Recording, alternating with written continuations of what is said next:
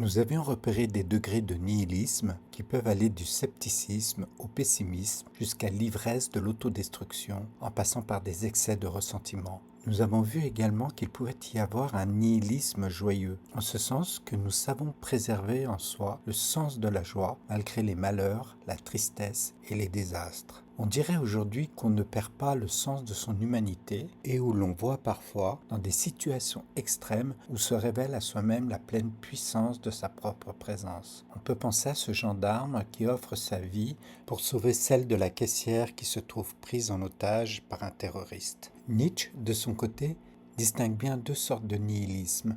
Le premier, celui qui est subi, est dit passif. On se trouve typiquement dans une position de victime, abattu, abasourdi par ce qui nous arrive, et dans l'incapacité de mobiliser son énergie, de la rendre présente à toute sa conscience. Ce stade, où l'on fait face au danger en pleine conscience de sa présence, car nous ne sommes pas apeurés de notre pleine puissance, peut précisément correspondre au nihilisme actif. Il est créateur. Il advient quand on laisse agir la pleine puissance de toute la nature en nous, quand on la laisse opérer ses transformations, quand on en suit le mouvement. Or, comment parmi ces deux nihilismes, entre le passif et l'actif, savoir dans lequel on se trouve? En effet, les apparences peuvent être trompeuses.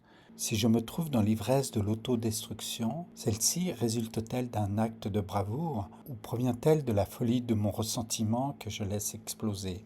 En fait, il nous faut préciser que le nihilisme de Nietzsche est avant tout un processus que vivent les humains, de même que toute la nature depuis les fondements de l'univers. Dans ces conditions, on comprend bien que le mal et le bien sont arbitrairement décidés, notamment par les religions, celles de l'Orient ou de l'Occident, en lesquelles Nietzsche voit les causes premières du nihilisme, en ce qu'elles divisent l'homme et l'anéantisent. Mais aujourd'hui, à notre tour, tout ce que l'on tient comme des convictions, comme des vérités, voire comme des idéologies, comme le technologisme, l'économisme, l'utilitarisme, le consumérisme, l'hédonisme, on peut s'attacher à ces valeurs, à ces convictions, elles peuvent prendre la tournure d'idéologie sous-jacente et se faire religion un peu malgré nous, par besoin de sécurité ou par besoin de nous rattacher à quelque chose.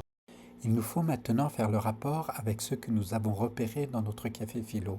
Si chacun de nous a ses propres ressources, et c'est tant mieux, on voit que l'on peut certes se parler, échanger, mais pas nécessairement nous comprendre, car les registres de nos expériences, de nos affects, ou encore notre origine sociale ou géographique sont trop distants pour nous être respectivement accessibles immédiatement aux uns et aux autres. Il nous faut délibérément, consciemment, soutenir notre attention, forcer la réflexivité de notre pensée, trouver des ponts et des modalités d'échange si nous voulons maintenir vivants nos débats, mais sans diminuer la puissance de notre pensée, ni celle de notre intensité de vivre et de comprendre. C'est une première difficulté qui nous conduit à passer à un nihilisme actif si l'on accepte l'inconfort du moment pour le dépasser. Et il y en a certainement de nombreux autres sur le plan individuel ou relationnel, comme le simple fait d'assumer son indépendance économique, affective, et cela nous permet d'éviter de nous confronter aux autres, d'avoir à travailler sur notre pensée sur tous les niveaux de notre être.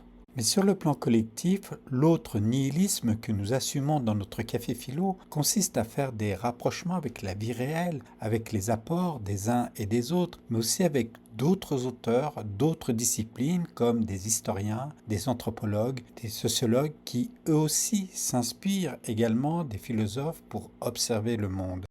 Je ne mentionne pas Emmanuel Todd, Maurice Godelier, Marcel Gauchet ou Max Weber et tous ceux que nous ne connaissons pas et qui peuvent être mobilisés par tout intervenant dans ce café philo dans la mesure où cela apporte de nouveaux éclairages.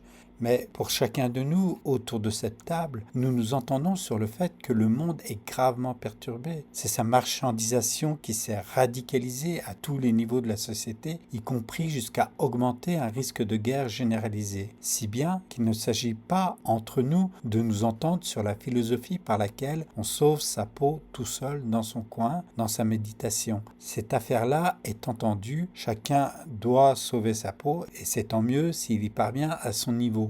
Nous parlons ici plus loin que nous. Si l'on doit rester avec la philosophie de Nietzsche et un nihilisme actif, on peut se demander à quel moment une éthique pondérée permettrait à chacun de reconnaître l'enfant en lui, l'enfant en l'autre, tout en assumant une joie de vivre, une liberté et sans jamais ne justifier le sacrifice de personne, justement au nom d'une éthique, car à ce moment-là, nous rebasculerions dans un nihilisme passif et destructeur.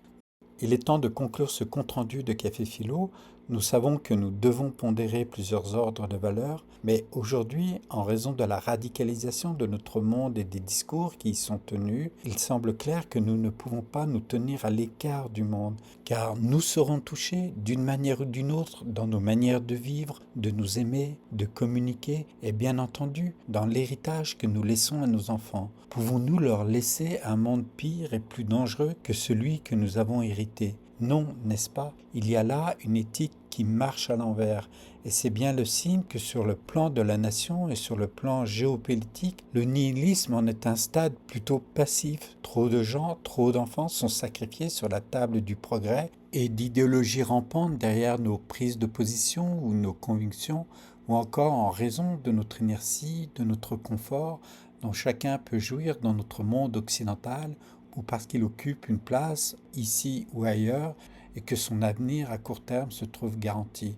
Donc merci à tous ceux qui ne renoncent pas à débattre, à mettre en jeu leurs idées, leurs convictions, leurs croyances pour en discuter, même si on peut se passer de tout et avoir d'autres priorités. C'est moi qui parle en off dans les comptes rendus des Cafés Philo. Je vous fais voir ma tête et je suis là à Genève, au Bain des Paquis.